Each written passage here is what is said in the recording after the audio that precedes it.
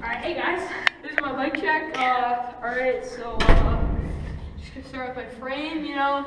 This is Gutless BMX right here. Alright, and alright, here we go. So I just got this frame. It's a volume, I forget, it's a discontinued frame. It's treating me good. No problems with it so far. I'll start with my bars. I'll start with my bars. I got Salt Plus bars, 9-inch rise. I got the demolition stem, and these blue ODIs came with the barons. I got MacNeil cranks, twisted PCs. Just got them with my Fit gums,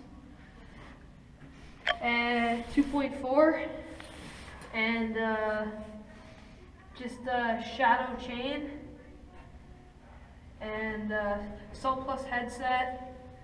I got Black & Decker forks. Black Label, he means. Black Label.